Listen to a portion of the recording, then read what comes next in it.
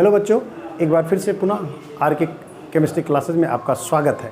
तो आइए आज हम लेक्चर 3 बीएससी फर्स्ट सेमेस्टर में पढ़ते हैं केमिस्ट्री में फजांस रूल के रूप में। फजांस रूल क्या है तो ज़रा ध्यान से समझिएगा। पोलराइजेशन ऑफ आयंस के बारे में इसमें चर्चा होगी। जो आयंस होते हैं जनरली आयन जो कैटायन और एनायन उनके बारे में बात होगी।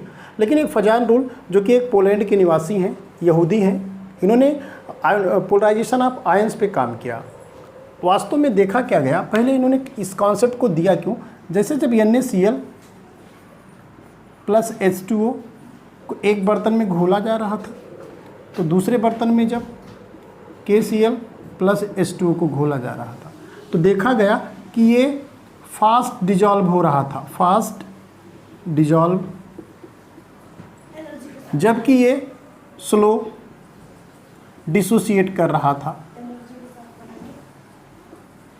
ओके, तो कहीं न कहीं फजान के भी मन में आया कि ये दोनों आयोनिक कंपाउंड है, NaCl भी आयोनिक कंपाउंड है और KCl भी आयोनिक कंपाउंड है, बट कहीं न कहीं इसकी जो सोल्यूबिलिटी है वो ज़्यादा है। KCl आर मोर सोल्यूबल, मैं लिख भी सकता हूँ KCl are more soluble in water then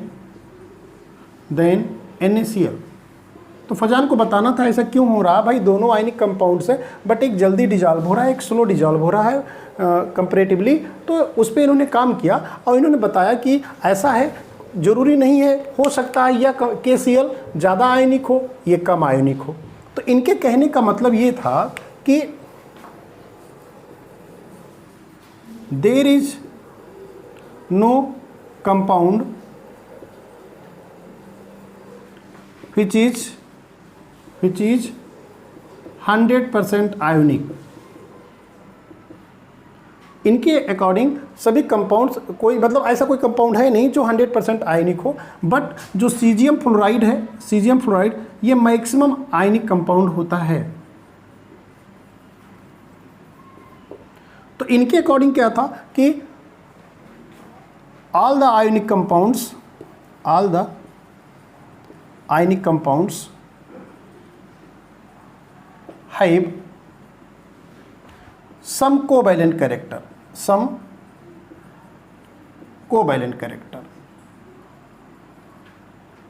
this can be understood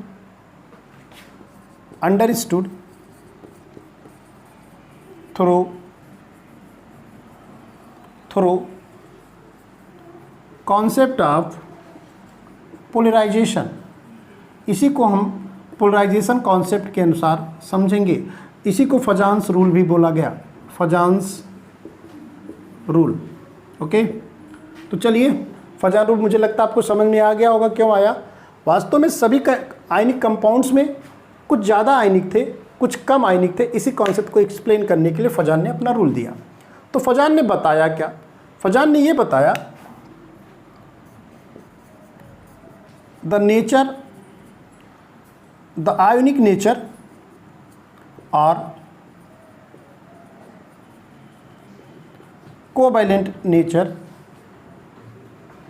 depends upon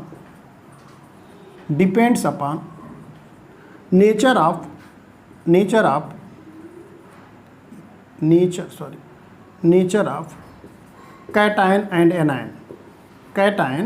and anion। इन्होंने साफ साफ कहा जो भी ये कोवेलेंट कैरेक्टर आ रहा है किसी भी आयनिक कंपाउंड में, इसके पीछे कौन जिम्मेदार है, कैटायन और एनायन जिम्मेदार है। तो चलिए कैटायन और एनायन की कहानी भी हम लोग थोड़ा सा देख लेते हैं। अब कैटायन और एनायन की कहानी को समझने के लिए शुरू करते हैं एक छोटा सा कॉन्सेप्ट। कैटायन का क्या कॉन्सेप्ट जरा देखिए, इसका स्क्रीनशॉट ले लेंगे। कैटायन का जो कॉन्सेप्ट है बहुत सीधा सीधा है, थोड़ा सा समझिएगा। कैटायन और एनायन में रिलेशन क्या है, एक दूसरे को कैसे अफेक्ट करते हैं, यही फजान रूल में पढ़ना हम लोगों को।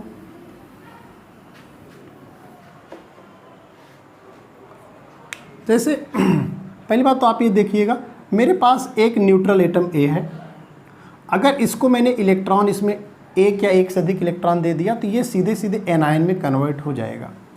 और इसी न्यूट्रल एटम से अगर मैं एक इलेक्ट्रॉन या एक से अधिक इलेक्ट्रॉन निकाल लूँ तो ये कैटायन में कन्वर्ट हो जाएगा। समझ रहे हैं? तो जनरली जो एनायन है वो लार्जर साइज रखेगा देन कैटायन, तो इसकी साइज लार्जर होगी, इसकी साइज स्मॉलर होगी। अब जिसकी साइज लार्जर होगी केमिस्ट्री में, जिसकी साइज बड़ी होगी वो सॉफ्ट होगा। इसको मैं लिख सकता हूँ सॉफ्ट और इसको मैं लिख सकता हूँ हार्ड। अब जरा देखिए, ये कठोर दिल का आदमी है, ये अच्छे दिल का आदमी है, सॉफ्ट दिल। जो कठोर दिल का आदमी है वो जो है सॉफ्ट दिल वाले को परेशान करेगा। इस परेशान करने की कला का नाम है पोलराइजिंग पावर। पोलराइजिंग पावर, इसको पीपी भी लिखते हैं। और सॉफ्ट ये इजीली पोलराइज हो जाता है, किसी ने अगर डिस्टर्ब किया बहुत जल्दी परेशान हो जाता है। इसके इस घटना का नाम है पोलराइजेशन। फजान रूल इसी कॉन्सेप्ट पे डिपेंड करता है। तो चलिए, तो पहले तो ये समझ लीजिए कहीं न कहीं कैटायन से रिलेटेड टॉपिक है पोलराइजिंग पावर। ये क्या है? The power to polarize or disturb to the anion. The power of polarization or disturbance भी लिख सकते हैं, और disturbance to the anion is called as polarising power. Polarising power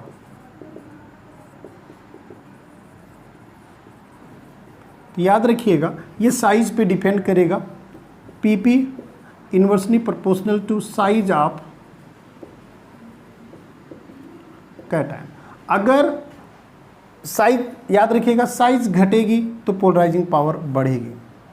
similarly जो पोलराइजिंग पावर है सीधे चार्ज पे डिपेंड करेगा, चार्ज ऑफ कैटायन। ओके, जैसे अगर मैं आपसे कहूँ कि lithium plus, sodium plus, potassium plus, rubidium plus, इसमें सबसे ज़्यादा पोलराइजिंग पावर किसके पास है, तो आप सीधे सीधे कहेंगे सर स्मॉलर साइज।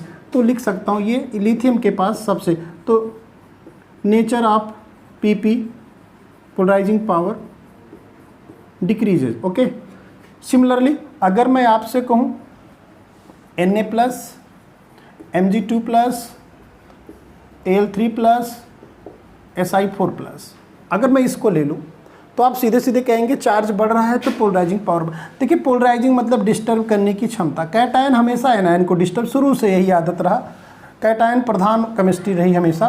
तो डिस्टर्बिंग नेचर है, ये डिस्टर्बिंग नेचर है। इसी डिस्टर्बिंग नेचर को ही पीपी कहा जाता, इंक्रीजेज। तो मुझे लगता है कॉन्सेप्ट आपको समझ में आ गया होगा। ठीक है, अब अगर एनायन की मैं बात करूं तो एनायन सीधे सीधे रिलेटेड है पोलराइजेशन से, पोलराइजेशन से रिलेटेड है। तो लिख सकते हैं डिफिनीशन, इट इज एबिलिटी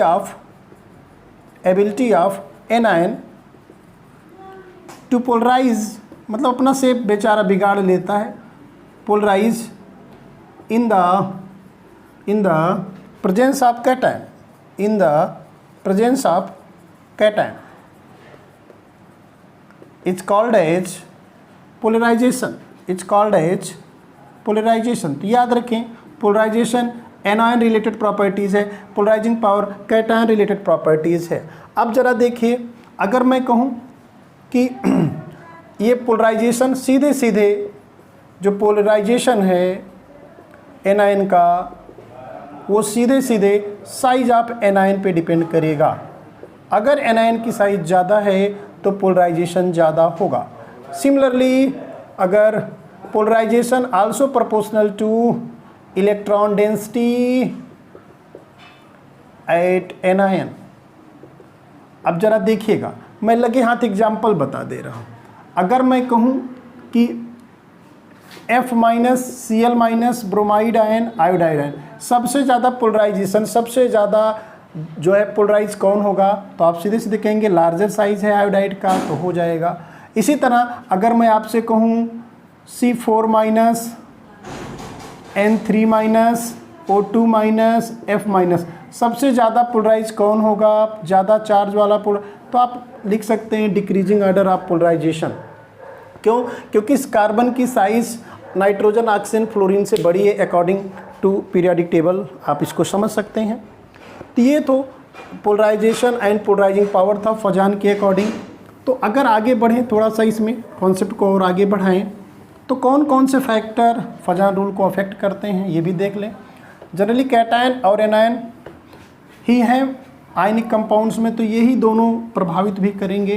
क्या नेचर इनका प्रभावित करेगा उसको भी देख लिया जाए। उससे पहले थोड़ा सा एक बार पीरियोडिक टेबल का कॉन्सेप्ट 2 मिनट में ले लीजिएगा। जो हमारा पीरियोडिक टेबल है हल्का सा देख लीजिए, तभी बात समझ में आएगी। पीरियोडिक टेबल में हमारे 118 लोग हैं, इनके 4 वर्गों में इनको बांट दिया गया है। ठीक, इधर लेफ्ट साइड रखा गया है, इसका नाम यस खंड है, यस ब्लॉक है। इधर पी ब्लॉक है, बीच में डी ब्लॉक रख दिया गया है, नीचे एफ ब्लॉक रख दिया गया है। परिवार से थोड़ा बाहर रखे गए इनको, इनकी प्रॉपर्टीज अलग थी। अब यस ब्लॉक और पी ब्लॉक जनरली डी और एफ को नहीं पढ़ेंगे, इनमें वेरिएबिलिटी देखने को मिलती है, ये किसी अलग विशेष रूल को फॉलो करते हैं। तो अगर आप में देख, यस ब्लॉक में 2 फैमिली है जिसे फर्स्ट ग्रुप और सेकंड ग्रुप कहेंगे। पहले ग्रुप में है हली, ना, का, रब, से, फरियाद।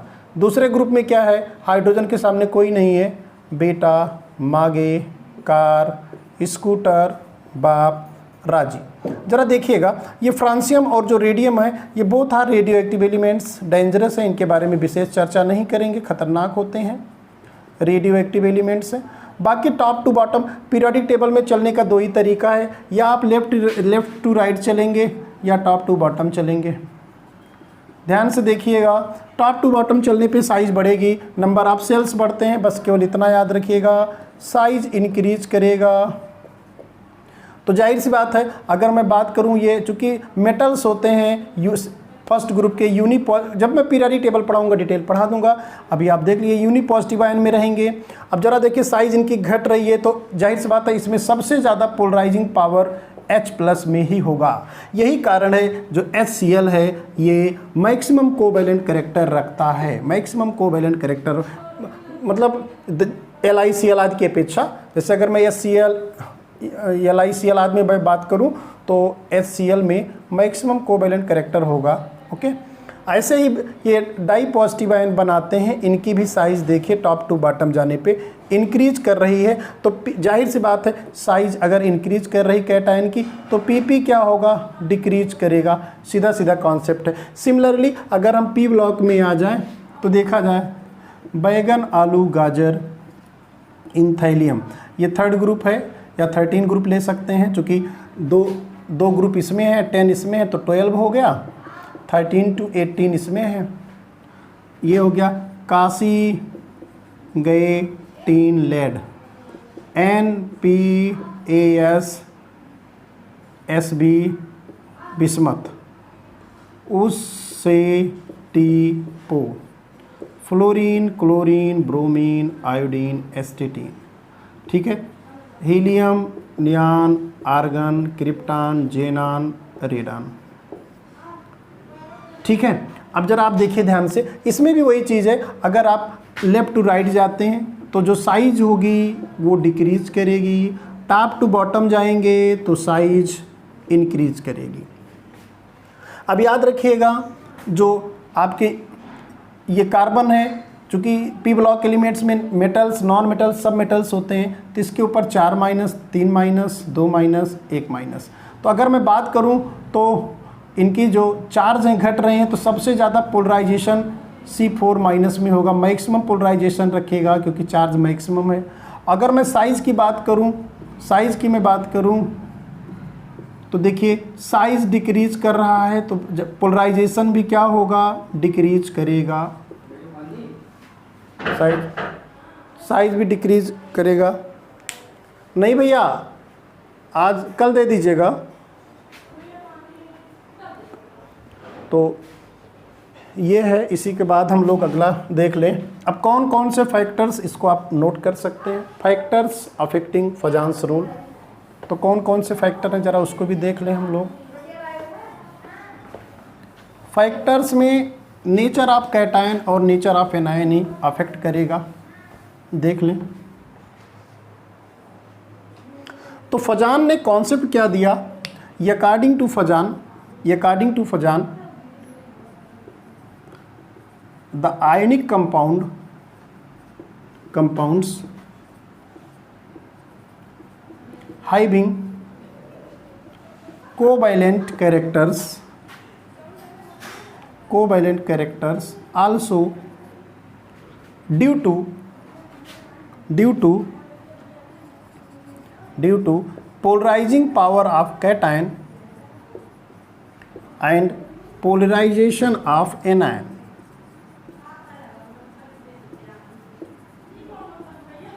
Okay,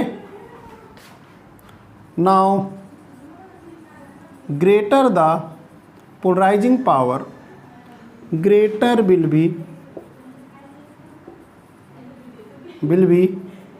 covalent character. याद रखेंगे, कोवैलेंट कैरेक्टर। अगर कहीं कोवैलेंट कैरेक्टर CC ज़्यादा है तो आयनिक कैरेक्टर कम होगा, CC बढ़ेगा तो IC घटेगा। Okay, similarly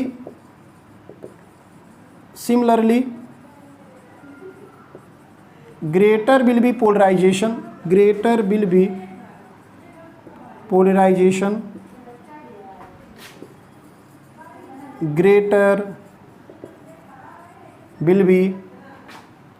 covalent character. इसको समझते हैं। हमारे पास दो, एक छोटा कैटायन मैं मान लेता हूँ, चलिए, एक बड़ा एनायन बड़ा ही होता है जनरली। मैं इसको लिथियम मान लेता हूँ, इसको Cl- मान लेता हूँ, केस फर्स्ट है। केस सेकंड में मैं इसको Na+ मान लेता हूँ, दूसरे को Cl- ही लेता हूँ। तो लिथियम के अपेक्षा Na+ बड़ा होगा और Cl- दोनों में सेम साइज होगा। अब देखा क्या गया, जब ये पास जाएंगे तो ये कैटायन इसको डिस्टर्ब करेगा, थोड़ा बहुत कैटायन भी डिस्टर्ब होगा। याद रखिएगा, पोलराइजेशन थोड़ा बहुत कैटायन में भी होता है, बट एनायन के अपेक्षा बहुत कम होता है। तो उसका अगर आप उसे इग्नोर भी कर देते तो कोई बहुत ज़्यादा मॉलिक्यूल्स के कैरेक्टर्स पर एक्सप्लेन करने के लिए बहुत ज़्यादा इफेक्ट नहीं पड़ेगा। तो चलिए इसको पास में ले आएंगे। तो ज़रा देखिए होगा क्या, लिथियम कुछ इस तरह से, लिथियम भी थोड़ा सा पोलराइज होगा, पोलराइजिंग पावर इसकी ज़्यादा है, तो इसलिए ये Cl- को ज़्यादा डिस्टर्ब करेगा। ये देखिए, ये Cl- है। अब इस पोलराइजेशन के कारण कहीं न कहीं इनके जो ऑर्बिटल्स हैं वो ओवरलैप कर जाते हैं, ओवरलैपिंग ऑफ द ऑर्बिटल्स होता है, और यही कारण है इसमें कोवैलेंट कैरेक्टर आ जाएगा, कोवैलेंट कैरेक्टर। अच्छा, ये भी पोलराइज करेगा एनायन को, चूँकि लेकिन बट ये इसकी पोलराइजिंग पावर कम है, साइज़ बड़ी है, तो ये थोड़ा बहुत कहीं न कहीं इस कैटायन को पोलराइज करेगा। तो इसमें भी कोवैलेंट कैरेक्टर आएगा, लेकिन लेस कोवैलेंट कैरेक्टर आएगा। अर्थात जो LiCl है वो मोर कोवैलेंट होगा देन NaCl। Timing okay. तो अब चलिए सेकेंड लेक्चर में मैं इसके फैक्टर्स के बारे में बताऊंगा, कौन कौन से फैक्टर इस कोवैलेंट कैरेक्टर और आयनिक कैरेक्टर को अफेक्ट करते हैं। तो इसको आप नोट कर लीजिए। Thank you so much.